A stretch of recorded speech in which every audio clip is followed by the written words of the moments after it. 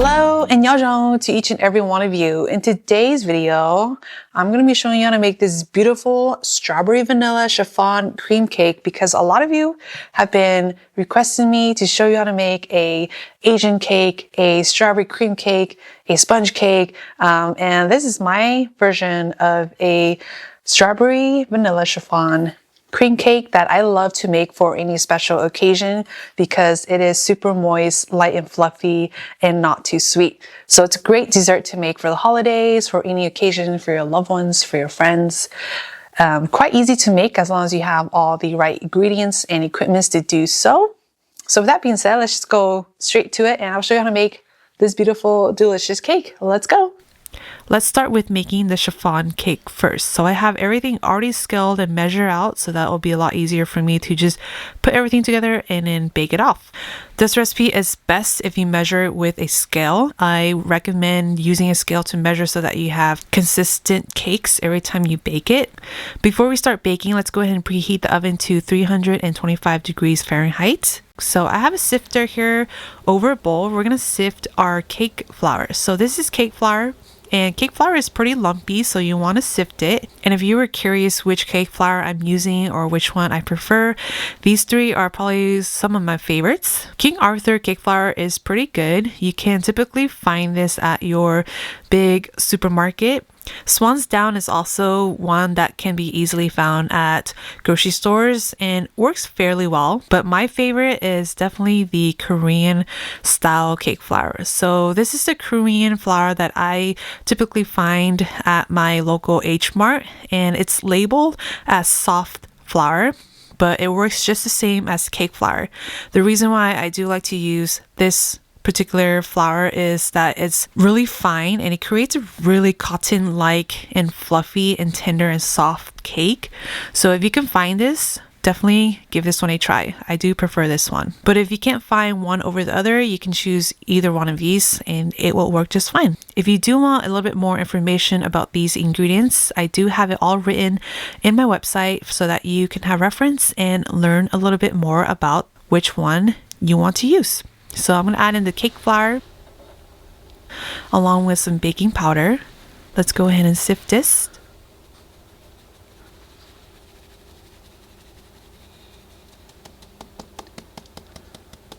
Next, I'm going to add in some sugar, salt. I'm using Himalayan salt, 3 egg yolks, and here I have some vanilla bean paste. I'm using vanilla bean paste because I do like to see the seeds in the cake. So if you don't have this, you could definitely just use pure vanilla extract. Next is whole milk, and then vegetable oil. Use a whisk and stir this up until you no longer see any lumps. And the consistency should look something like this. So once this is done, we're going to set this aside and we're going to do the egg whites. In my KitchenAid bowl here, I'm going to add in cream of tartar, and cream of tartar is just acid that will help stabilize the egg whites. And then here I have some egg whites, so I'm going to add this straight into it. And then we're going to place this onto the mixer and attach the whisk onto it. I like to turn this up to level 4 and allow this to whisk for at least 2 minutes. As the 2 minutes goes, you'll start noticing bubbles rising to the top here. And in right about 2 minutes to 2 minutes and 30 seconds, I'll start getting to soft peaks. At this point, I'm going to crank up the speed to level 6, and then we're going to add in the rest of the sugar. So this is about 50 grams of sugar, close to about a quarter cup of sugar. I do like to whisk this for another 2 minutes until it has reached just 2 stiff peaks. To test this, I do like to get a little bit on the tip of the whisk attachment, and the egg white should have a peak like this. It shouldn't be droopy, it's nice and tall and not flopping over. It's pretty stiff and sturdy, and this is pretty good. We're going to go ahead and add in the egg whites into the egg yolk mixture here.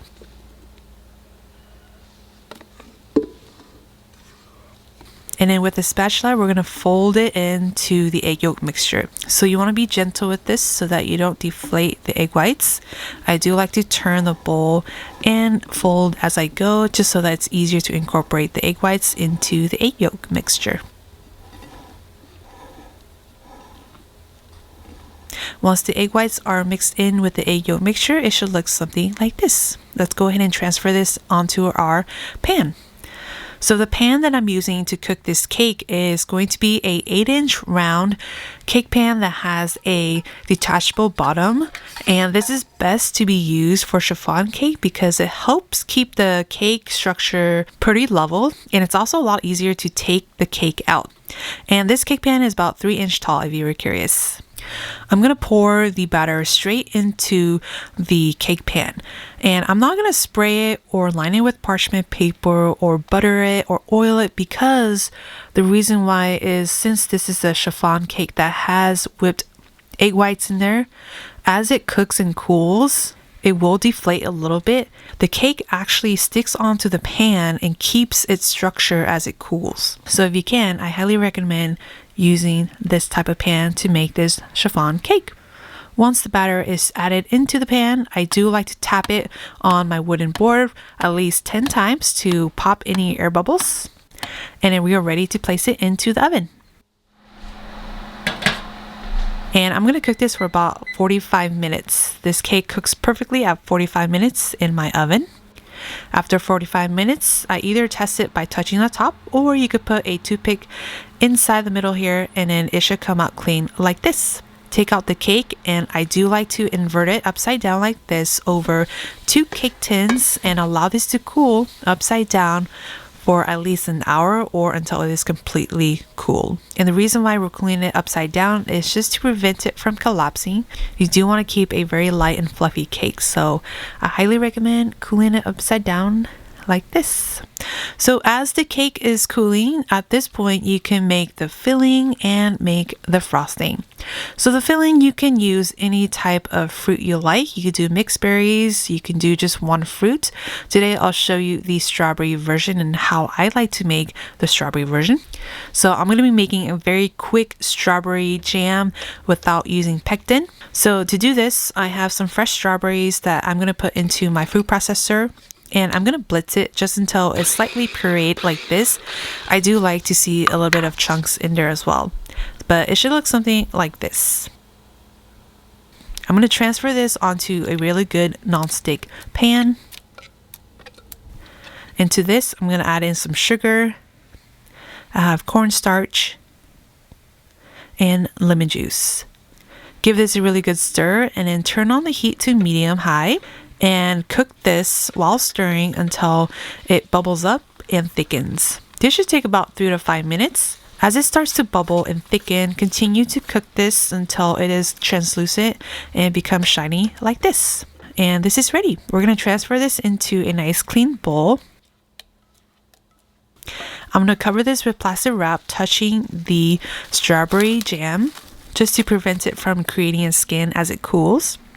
And then we're going to place this in the fridge until it has completely cooled. After this has chilled, I'm going to finish it off with some fresh diced strawberries. So I do like a little bit of texture in my filling, so I'm going to add in equal amounts of strawberries. Fold this in until all the strawberries are incorporated in with the quick strawberry jam. By the way, you can absolutely make this quick jam a day ahead. Just put it in the fridge and then just take it out whenever you are ready to use. Add the fresh diced strawberry the day that you're ready to fill the cake. But that's it for the filling. So for the whipped cream frosting, or also known as Chantilly cream, I do like to use Dairy Gold heavy whipping cream that contains 40% milk fat. And you want to use heavy whipping cream versus whipping cream because heavy whipping cream is higher in fat, which will create a more stabilized whipped cream. So if you can, look for heavy whipping cream that contains roughly around 38% to 40% milk fat.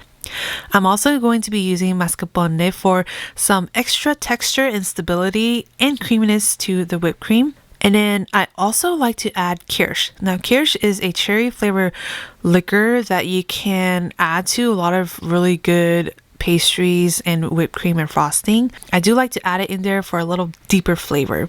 So in my KitchenAid mixer bowl, I'm going to add in the mascarpone, pure vanilla extract, the kirsch, powdered sugar.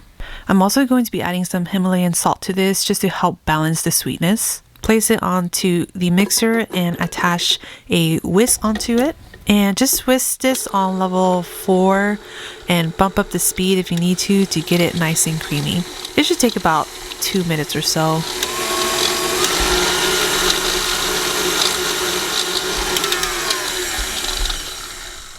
Okay, so this looks good. I'm going to turn this off, and then at this point I'm going to add in the heavy whipping cream.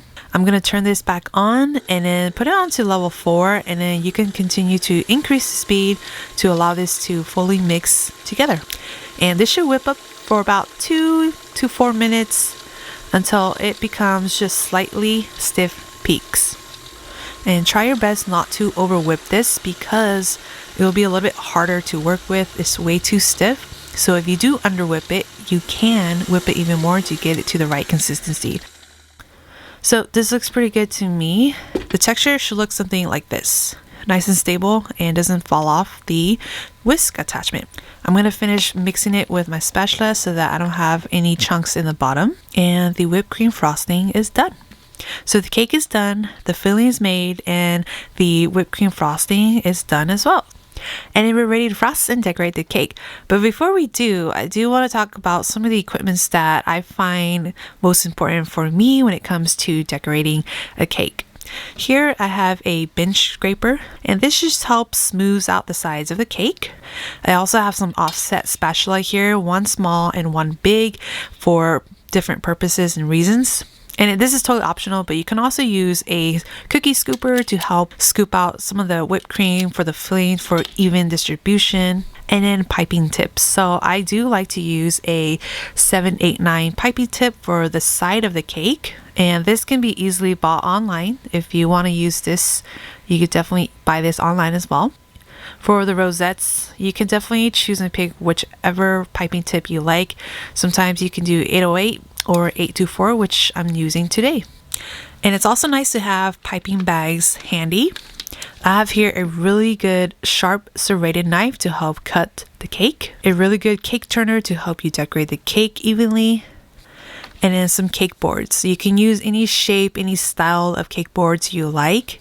It's nice to use these so that you can decorate a lot easier and evenly, and also to help transfer the cake into a box. And that's pretty much everything I like to use and have handy when I'm making a cake. So at this point, I'm going to put all the tips into my piping bag and divide the whipped cream frosting evenly between 2 of the piping bags. So to remove the cake, I do like to use my hands to release it from the sides, and then push from the bottom to release the cake.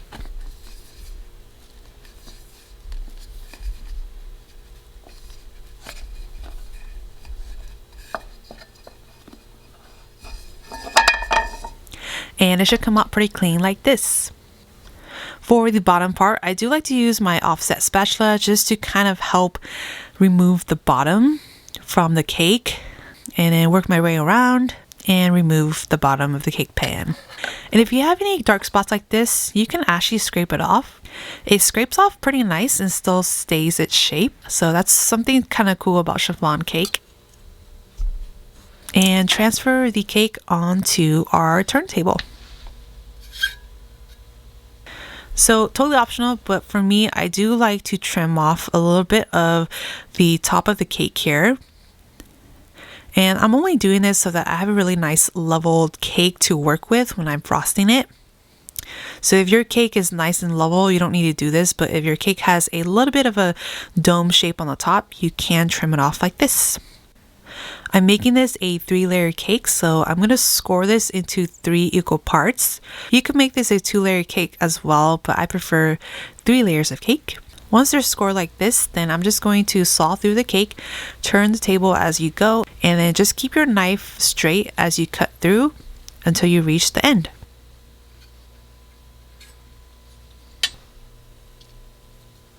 I like to transfer this onto a baking sheet and cut the rest of the cake.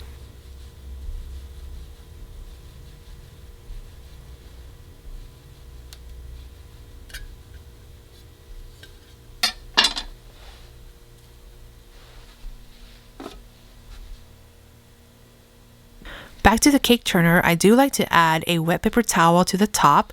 This helps keep the cake board from sliding off. So it just gives it a little bit more stability. And then, as I mentioned earlier, I divided the whipped cream into two of my piping bag, one with the 789 piping tip here, and then the other one with the 824 piping tip.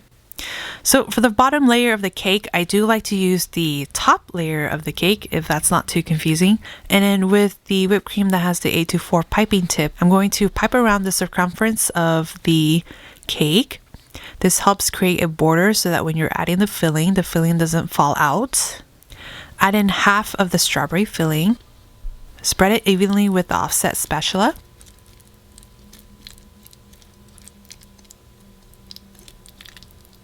And then I do like to add a little bit of whipped cream to the top here and just spread it evenly.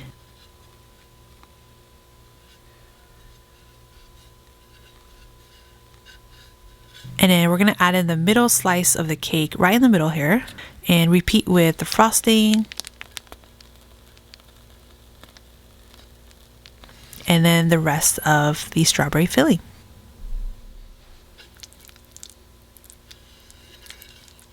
Again, I'm going to add a little bit of whipped cream to the top here, spread it evenly.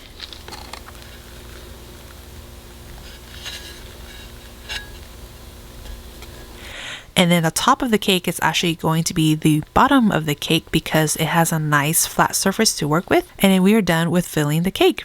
So to frost the cake, I am using my 789 piping tip here, and we're going to go ahead and just pipe all the way around.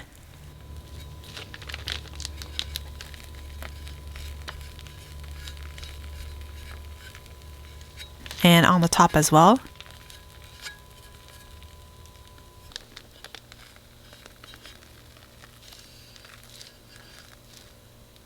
And then with our bench scraper, we're going to go ahead and keep it at an angle and turn the cake turner and just smooth it out.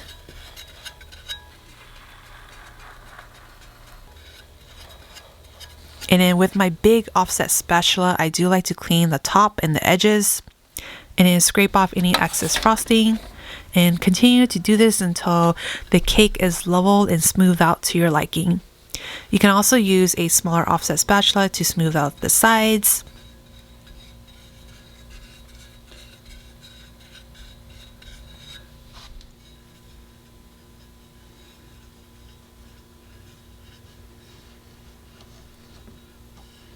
So to me, this looks pretty good. At this point, I'm just going to finish it off with the rosettes on the very top.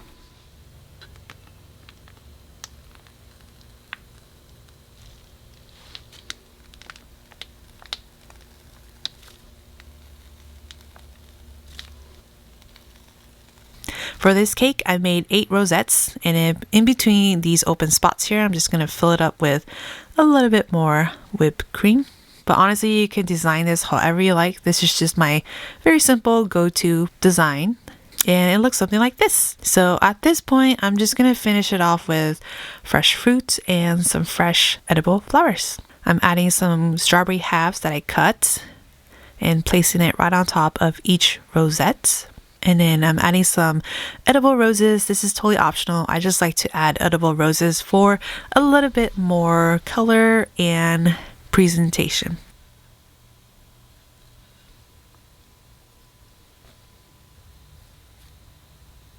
And I'm pretty much done with the top. So at this point, the middle here is pretty empty for you to add more fruit, to write happy birthday, congratulations, or to add your cake topper. For the sides, it's optional. You can design it however you like, keep it smooth, give it texture. For me, I'm going to add in some strawberries that I slice into rounds like this. This is just for fun, so I'm just going to add it on there.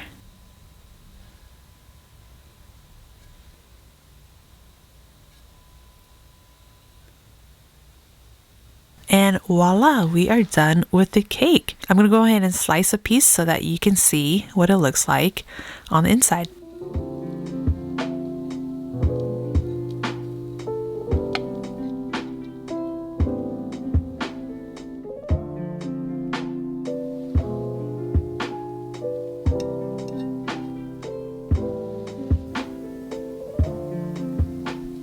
And we we are pretty much done with the cake. So go ahead and enjoy it right away. Slice it, give it to your friends, your family, enjoy it.